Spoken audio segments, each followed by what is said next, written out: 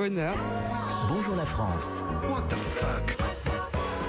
Grand bonheur d'avoir Jean Telet avec nous. Ce matin, Bertrand, vous nous racontez une histoire dont vous avez le secret. Oui, Daphné, pas n'importe quelle histoire, une belle histoire, car vous le savez. J'aime la vie, même si c'est une folie. J'aime la vie, tant pis Eh oui, Sandra Kim.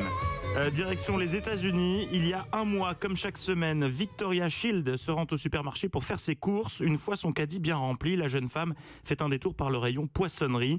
C'est alors que sa journée bascule. Entre un banc de crevettes et deux mérous, Victoria croise un regard qui ne la laisse pas indifférente, qui la chamboule. Ce regard, c'est celui d'un petit poisson combattant en train de suffoquer. Déchiré par la vision de ce poisson tropical dont les nageoires ont perdu toute leur couleur et qui se désagrège dans l'indifférence générale, Victoria ne peut se résoudre à laisser le poisson mourir ici, comme ça, maintenant. C'est ainsi que débute...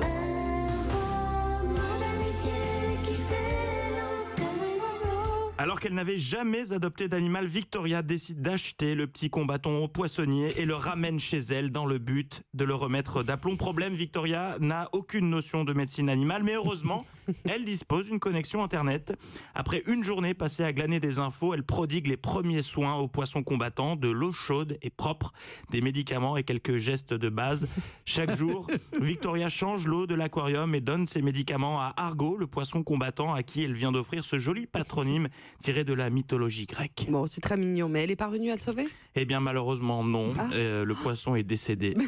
Non, mais non, ça va, bien sûr que non, mais ça oui, va vous très bien. Je l'ai eu tout à l'heure au téléphone. Il m'a dit, dis donc, c'est le printemps, mais je me l'écaille.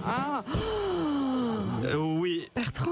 Oui, pardon, je sais pas ce qui m'a pris, Daphné.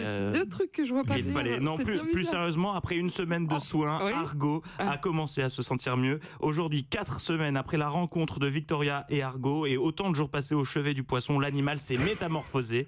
Sa queue et ses nageoires ont repoussé, ses écailles ont repris des couleurs bleutées et rougeâtres éclatantes. Ainsi s'achève la belle histoire d'Argo et Est-ce qu'il Victoria. prévoit de faire des enfants? Non, ça va être les deux compliqué. ensemble? Oui. Non, d'accord. Pas à l'ordre du jour. Quelle belle histoire. Oui. Vous avez un bonus? Oui, un bonus pour Jean, puisque je connais votre goût pour les histoires qui finissent mal. J'épanche donc votre soif de ce pas avec cette sortie ciné qui a mal tourné à Birmingham. Alors qu'il s'était offert une petite toile, un homme s'est retrouvé prisonnier du fauteuil sur lequel il était assis. Alors un fauteuil très moderne, électrique, dans lequel on peut allonger ses jambes.